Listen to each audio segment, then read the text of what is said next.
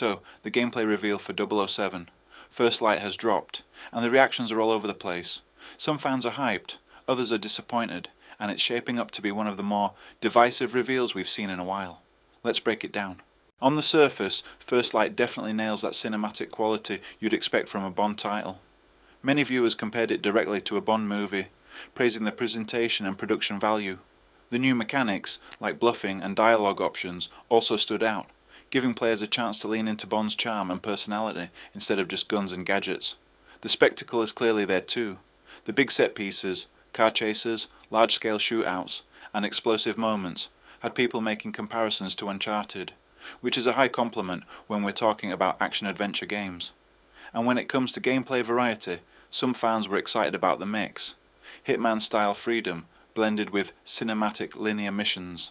That versatility could make for a very replayable Bond experience. A lot of people weren't sold on what was actually shown. The stream kicked off with stealth gameplay that looked straight out of Hitman, right down to Bond disguising himself as a service worker to infiltrate a VIP event. Some players enjoyed the nod, but for others it felt derivative, with many pointing out they'd played this already in Watch Dogs or earlier Hitman titles. And then there's the technical side. Chat during the stream was brutal. Phrases like "state of lagfest" and "this looks like a PS2 or PS3 game" were flying around, criticizing the frame rate dips, outdated visuals, and overall polish. Even the car chase sequences, which should have been the highlight, were described as choppy and underwhelming compared to older games like Uncharted-4, which some noted came out nearly a decade ago and still looks better. The pacing of the demo also didn't help.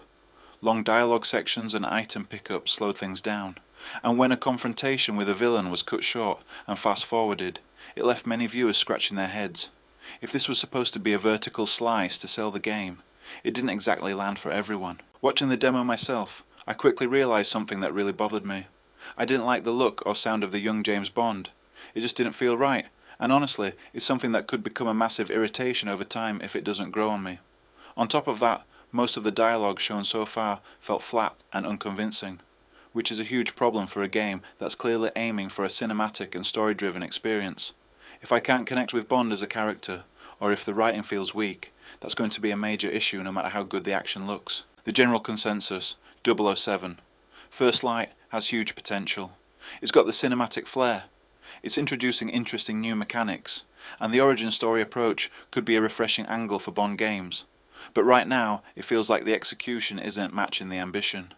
Fans are excited to see more, but many walked away disappointed, saying this reveal looked more like a game from 2020, or even earlier, rather than a bold, next-gen James Bond adventure. So while the anticipation is still there, the big question is, can IO Interactive tighten up the presentation, polish the gameplay, and make this new young Bond actually feel like James Bond?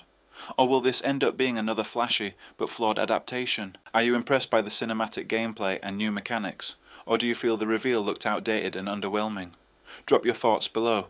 I'll be reading and replying.